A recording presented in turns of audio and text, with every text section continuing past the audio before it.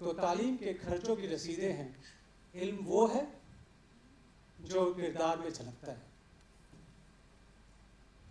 No? Not understood? Okay, let me help translate this.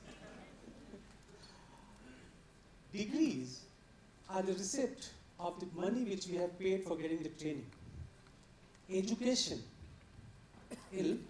education is what reflects upon the character. A lot of people think that education is an input.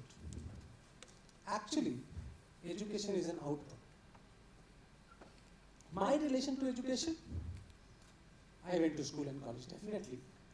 But 2003, birth of my first daughter, I have two daughters, and one of them is passing out of school. As I saw them grow and going in the school and understanding the education system again.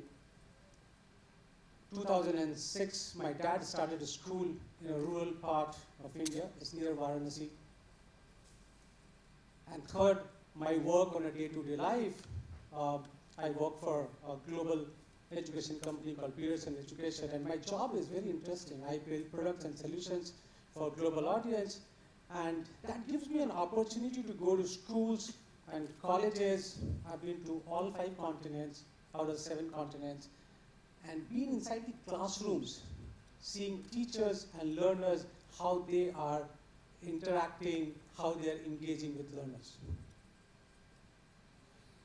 When we think about education for billions, means we're not talking about only India, we're looking at a global audience. One of the things which my work helped me understand is that if we somehow can generate interest in learning, because that's the biggest challenge in classrooms. Every now and then I go to classrooms and I ask students, saying that, do you enjoy inside the classroom or outside the classroom? Do you think what will happen? Most of the time it is outside the classroom. If their learning can continue, that's more fun. And then the whole thought started that, you have infrastructure, you have classrooms, you have benches, you have teaching tools, but how can we engage learners? Rich or poor, sometimes they drop out of the school because of they are not enjoying learning, or actually they come out and say, I'm just not fit for the system.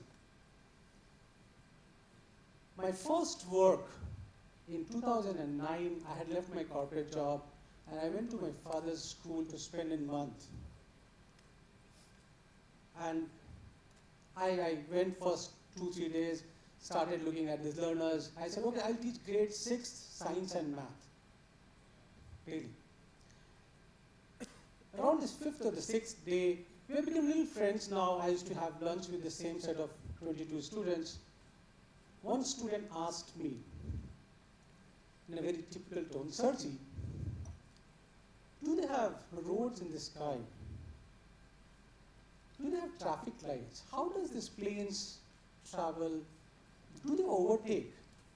And his last question was, do they have horns? Do not trust me, I have asked a lot of people in the business of aircraft, saying, do the aircrafts have horns? Most of the time the answer is 50-50. And I didn't pretend to know everything like an adult. I was saying, oh, I know it, I can answer it. But I said, okay, let's explore. And that was the first doubt they had on me, saying that, let's explore, you don't know the answer? I said, no, let's just go and explore in the class once we go back. 2 things was happening at that point of time. One, I didn't want to pass my knowledge to them immediately. I wanted to teach them how to learn because I knew that I'm going to go out of the school after a month. I don't want to leave them with the thought that a teacher can answer all questions. And very frankly, that day I didn't know whether aircrafts have horns or not. So I had a tablet, I collected all of them. I said, okay, so if you have to ask this question, what is that first question will you draft? And my job was that I empowered them in the process of learning. I just empowered them in the process of learning. I helped them draft a question, not an answer. And I think that was so much more interesting for me than them, because I could see them far more engaged. All my efforts to engage them, make them happy, was zero. They were far more engaged at that point of time, identifying and finding out what is the way aircrafts fly. And luckily, I had a knowledge before that. I was working for a satellite communication company which built air traffic control for the world. But I resisted answering them, and they found over next 1 hour all the questions they wanted to answer. So one was definitely, I wanted to teach them how to learn on their own, rather than we as teachers trying to tell every answer. And my request is that just do this experiment. It's a fantastic experiment. I see a young girl sitting there. I request her parents, and every time if you get an opportunity, is that if some young child asks a question, you might choose to just revert with a question back. And you'll see a very interesting reaction. But that is the journey when the learner takes over the destiny of their own learning. The second thing happened that day is that with the tool, with that one tablet, I saw that the learners were in control of their learning. They searched, but very soon they were moving on. They looked at one answer, they were not satisfied, they looked at the second answer. Means that all that we are looking at in digital space, if it is not suitable for me, then I'm not interested to engage with that content. And that brings a huge challenge for a lot of people, because now the learner is empowered to take decision and choose what I want and what I don't want. This one experiment from there onwards became my journey to say that how do I ensure that inside the classroom the learners are empowered, and inside the classroom they can choose how to learn and what to learn, but end of the day the journey of learning is their journey. Till the time as teaching faculty, we will own that responsibility of then we are teaching, but we don't know whether learners are learning or not. I think the second big thing happened during that time is that, and since morning you have heard 3-4 times people saying, I was interested in a specific area of work. I don't know why I was learning math and science and history and geography.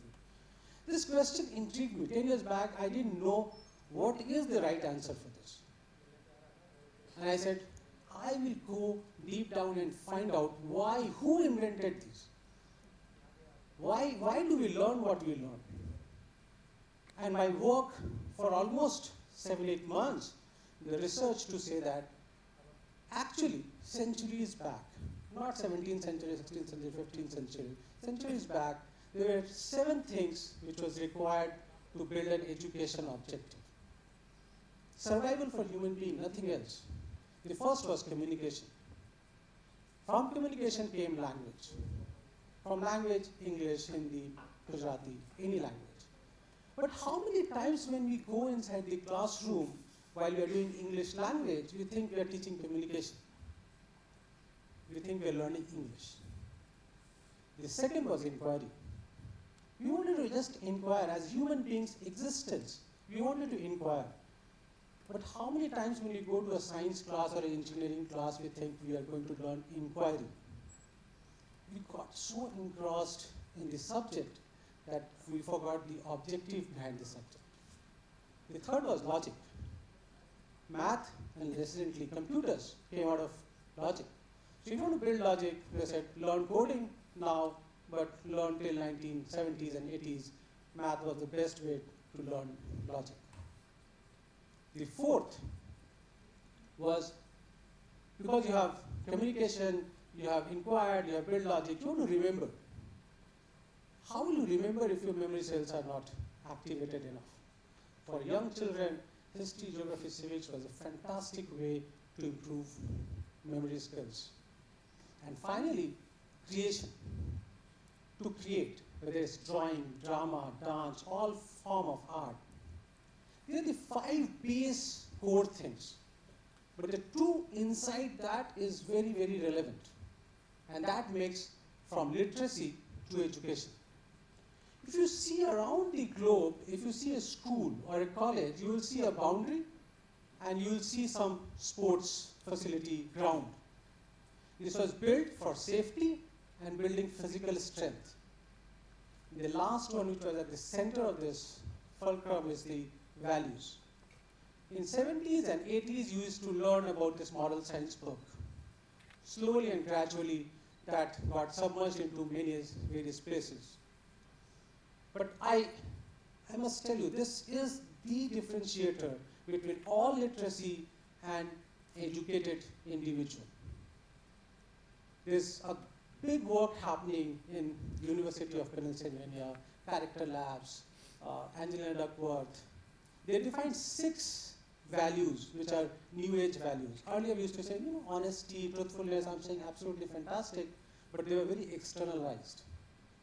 Out of the 6, one value which is very core to us in the education system is single word which captures everything, which is called self-control. And series of experiments have been done on this.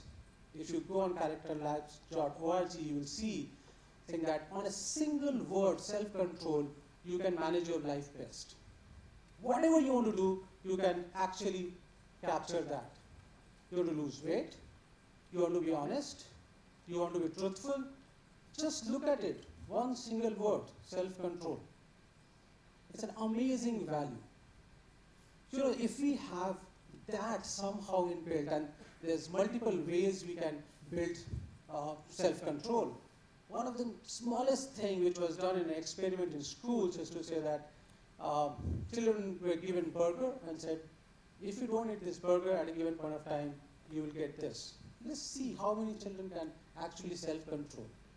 And you can do this experiment at home, you can do this experiment yourself, and say that if I want to love eating sweets, I just take a challenge on myself, I will not eat sweets for a day. What is my level of self-control? It's an amazing thing. But I think if we have that one single value, life will be very, very different. We will be far more inclusive as a society. And I think that's the end objective of education. You come from the university, you see people on the wrong side of the road. Or maybe if there's ever traffic on the other side of the road, people go on the other side. There's nothing else than self-control. Because I am not interested to wait. As a society, we are getting impatient, and I'm not interested to be in self-control. Imagine education where the learner has the control and the empowerment to learn, and also responsible for the destiny. I keep listening to these conversations around the country at this point of time saying that, there's so much of unemployment and so on and so forth. I appreciate the concern, but I think all of us are responsible for our own destiny. If I was talking to children and the learners and students in this university, and I was saying that, if after coming to this place, if you want to depend on an external body to get a placement for you, it will be so much of a pain. So we want to see a learner community which is responsible for their own learning, and for that, I think the teaching community has to empower the learners. And the second is that if the education system can bring values like self-control, we will have a much more inclusive society. Thank you so much.